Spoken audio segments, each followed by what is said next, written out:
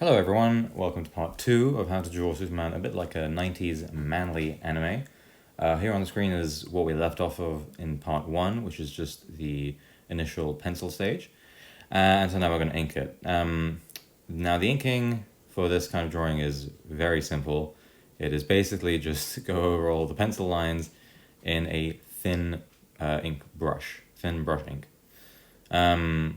You don't want to use many, at least for this specific style, you don't want to use many heavy lines. There are a few spots of heavy ink. We'll come to that in a second. But for the most part, it's quite thin lines. There is still some variation. You want the variation so that it looks like it's been hand drawn. And if you're doing this hand drawn, then you'll get the variation anyway. But like, don't use a ballpoint pen, for example. Try and use a kind of a brush if you can. But yeah, mostly thin lines. I guess the practical reason is that is just it's easier. You don't have to, because doing kind of thinking about where you're varying the thickness of your brush line, it's quite an art form. You have to be quite a good artist to do that well. It's much easier to just use thin lines. And also particularly if you're animating this, it's much easier to replicate thin lines. So you'd expect it in this kind of animation style. But yeah, just adding here, kind of giving it a bit of a grimy look. Going over all the muscle lines, adding a few more muscle lines where needed, so it really pops out. The shoulder muscles there. And then of course making those abs rock hard. Obviously if you've done the pencils good, you don't need to think too much when you're doing the inking. And this video will be more about the coloring than the inking. But sometimes if you're an inker rather than a penciler, you might get a piece of art where you really do need to actually add a lot more during inking. So here I said you have some spots of heavy ink, and here I'm adding here. In this kind of style, they'll add a lot of shadow to places where it's not risky. Like anyone could realize, yeah, you need a shadow here in the pits, because there's no light to that. So you add like a nice thick black there. And you might add it into the face, and if there's like a dramatic shot, you might add a bit of shade there if you really know what it's going to be like. But yeah, for the most part, the drawing doesn't have a lot of those dark, shadowy parts. In a comic, in a manga, where you don't have to think about replicating, drawing loads of frames, and the artist is probably one artist who's good at doing what he's doing, or she's doing what she's doing. Then you'll see a lot more kind of like brushy lines, thick lines here and there, yada yada. But for example, someone like Frank Whiteley, famous comic artist, he doesn't use any thick lines whatsoever. All of his lines, they're all quite thin, a bit like in this style, and it does have its own charm to it. So it's not just a practicality thing. It's not just because you don't know how to do actual shading, so you're using thin lines. It can also be like an intentional effect. And you just make up for the actual shading with coloring. And yeah, it almost gives it a bit more of a modern look. And you can achieve much more. You can achieve much more work with surface textures. Sometimes when you use really thick brush lines, it limits the amount of textures you can create. But that's the topic for another video. So here I'm just doing the arms, adding the sort of cross hatching. It's not quite cross hatching. It's more hatching, I'd say. In terms of where I want to add it, look here, I'm looking at some of my reference photos to think about where they would put it. And I think it's best to try and maybe make the body look a bit sweaty. So you're and I like make the muscles look 3D. So you're adding it as like an inner ring within the ring defined by the line work, if that makes sense. And so what it does, yeah, it just makes the arm look hairy, sweaty, and more 3D. And you just add it. I think in this style you add it mainly just to the areas which have skin showing, so I wouldn't worry so much about other parts. But if you want to go all out, you can do it everywhere. I'm just doing it for the skin. And then as you saw, I also added some forearm hair, making it look very, very manly. I've skipped about it a bit because the inking isn't that interesting. It really is just going over the pencil lines. I'm just here showing one of the trouser legs. Also notice up top, I've added a lot of thick shading around the neck. You tend to see that in this style. But yeah, trouser legs, you want to make them look baggy, so you're adding a lot of wrinkles. I might do a video on wrinkles at some point, although there are a lot of good references online on how to add convincing wrinkles. You basically just adding little folds to where there are going to be folds. So in this case, I'm just adding a lot of kind of meandering lines around the knee and around the hip joints. And you can add a bit of a wobble to the lines. They don't have to. The lines don't have to be kind of like drawn as if they were by a machine. My hand, for example, is a bit shaky, and it does give it a bit of a kind of a look of this has actually been done by a person. Not everything's perfect. That's sometimes where the beauty comes in.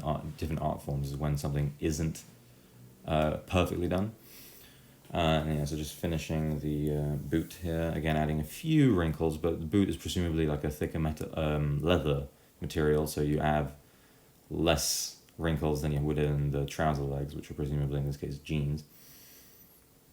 Skip ahead because the cape's not very interesting at all. And I'm going straight into the coloring now. Because I'm doing this digitally, I'm doing flats first. So like kind of using the lasso tool, selecting the areas which are going to be colored in, just as flat colors, and then afterwards, you have them, you can just select them and add more developed coloring. I was just going for the cape first. That's a big color. Decided the red I chose initially was too purple, so I made it a bit more orangey. And then just repeat that process for all the different patches of color you have on the drawing. So cape, logo, top, trousers, boots, skin. I'm notice that I'm kind of, at least with my software, with my app, if you just use the kind of magic select tool, it will not select, for example, the lines, and then it will leave a few pixels without color. So I've gone and manually lassoed them as well. And even then, there'll still be a few pixels. I'll show it later on how I fix that problem in a kind of lazy way. Here now, just going for the arm. Again, a lot of hatching, so I have to manually select afterwards, so it doesn't show up in the color later. Although for now, I'm going to actually think about what color skin I want to give him. I think I came to the decision that basically for two reasons I went for a bit of a darker browny yellow skin. Because you want it to look like an old anime, so more primary colors, so you want the skin to be more vibrant. And then also just, within the character, you could almost see him as a bit, like, he's very manly, so he spends a lot of time outside, bit of a farm boy, so he'd be very darkly tanned. So I give him a nice orange skin tone. Orange, as in like orange kind of Caucasian skin tone.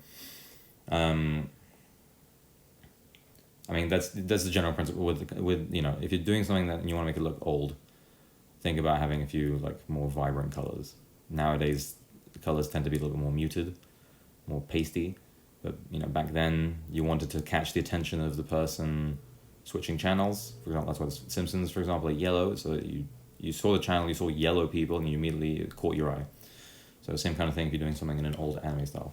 Here, a bit of a erring about with the hair color. I wasn't sure whether to go brown, blue, which is like a usual color if you're just going for jet black, but I thought it contrasted a little bit too much with the rest of the rest of the kit. I also considered a purple, but it just looked awful. So I went with a dark brown in the end. I thought it was best. And then just finishing off the shoulder pads here. Make sure everything's got a similar level of saturation. So here I noticed that I zoomed in there, and you see there's like white pixels around the lines. And that's because of the nature of the select tool. So what I do is I add basically like a black silhouette that is the same kind of like shape as the person, and that will basically fill out, that will be like a backdrop. So all the white pixels are actually just points which haven't been colored in. So if you add black, then those white pixels get filled in and blend in with the lines. Here I noticed that when I'd done the inking for the line work, I hadn't used a complete black color. I used a bit of a gray color from an earlier drawing I was doing. So I just, I colored it all in red and then colored it all in an actual black. The red was just to make sure I wasn't missing any spots. So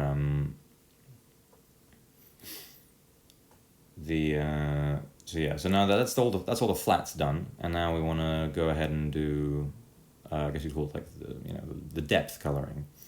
And the basic principle for this kind of style, for an old anime style, every block of color should have one main color, and in this case that's like the flat color, and then it should have a dark tone and a light tone. So basically you have three tones for each each patch of the drawing.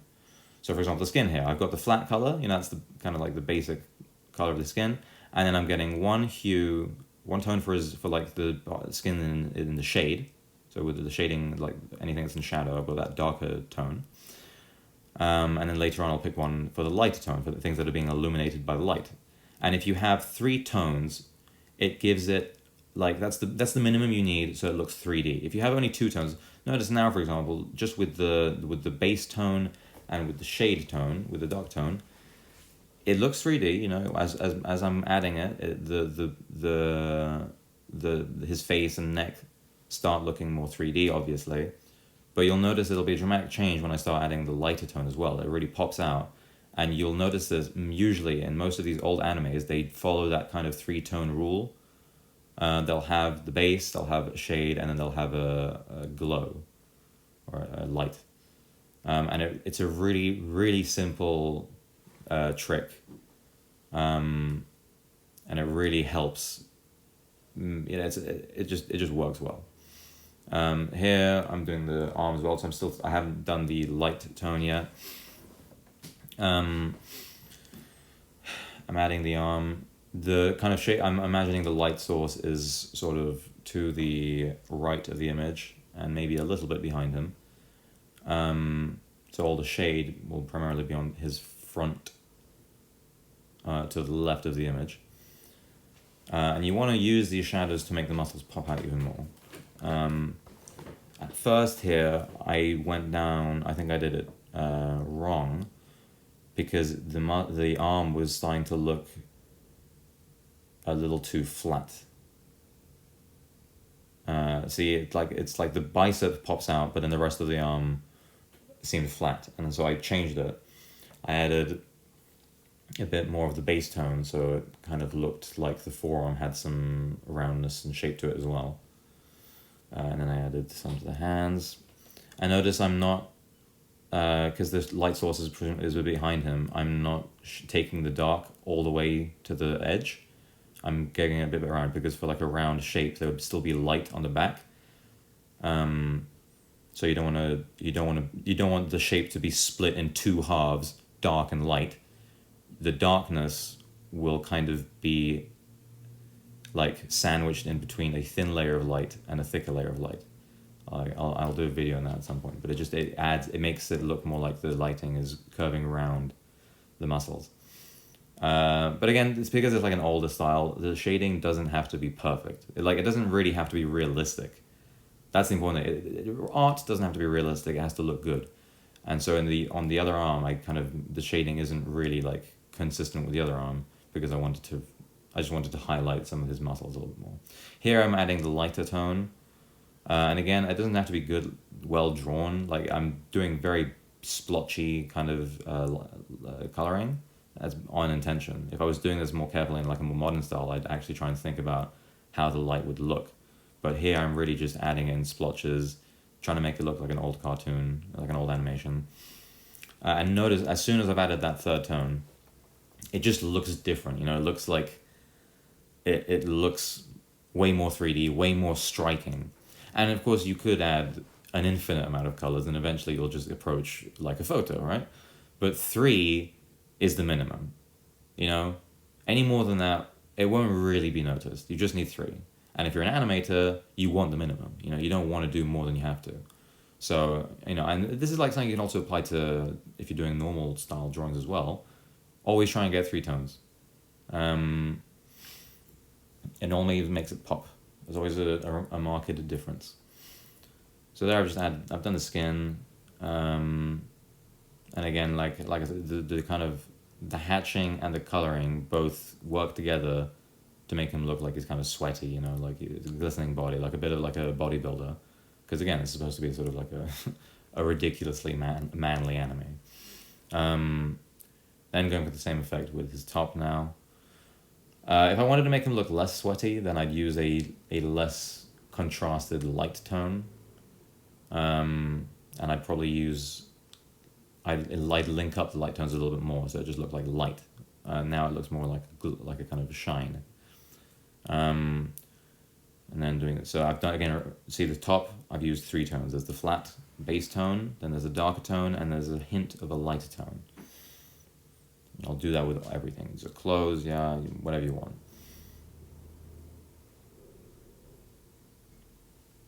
And the way you would then, because you think, oh, well, if you use 3 tones like that, it makes everything look kind of like shiny, maybe it's not an ideal effect. And that's not true. The only reason his top looks shiny is because I'm coloring it in a way that makes it look shiny. If I wanted it to look less shiny, then I'd follow the lines a little less. I'd kind of have much more blocky patches of light and shade.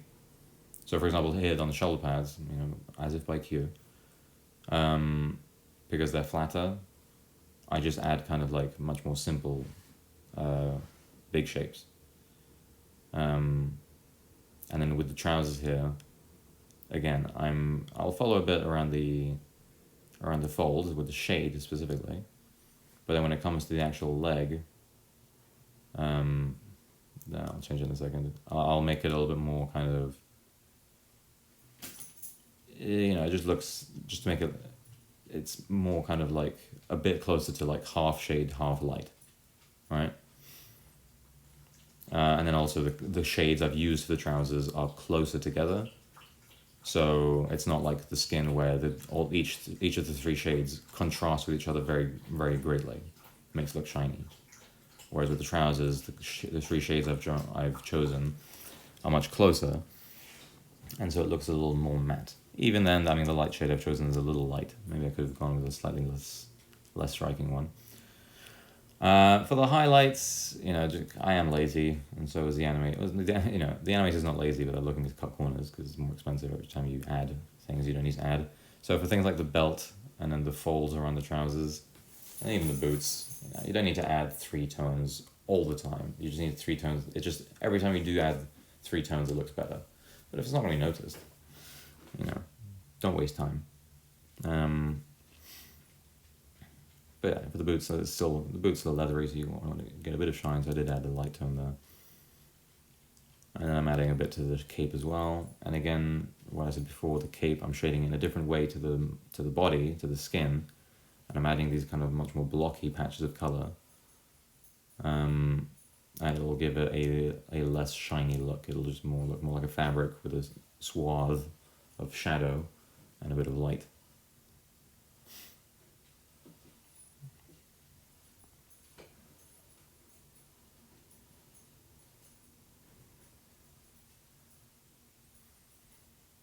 And that's basically done. The only thing left now is the hair. Hair is probably the hardest part, but you just want to add kind of like a squiggle, I guess, that mimics the lines of locks of hair. And I just want to give it a little more shape. In this one I've chosen 4 tones, just so I can have a dark tone to blend better with the complete like pitch black shade. And then I've just chosen the usual sort of dark base and then shine for the hair. Hair tends to be shiny. And we're done. And it's quite a dramatic change from where we started, and it's looking pretty good. Even I'm kind of quite pleased with how it turned out. I don't plan these things, so it is really just me going off of what I'm doing in the moment. We get some nice close looks. Yeah, nice growl. Maybe I think the mouth is where I came worse, but yeah, it's come a nice way since the sketch. And it's easy when you're doing the sketch to think, it doesn't look like what I want.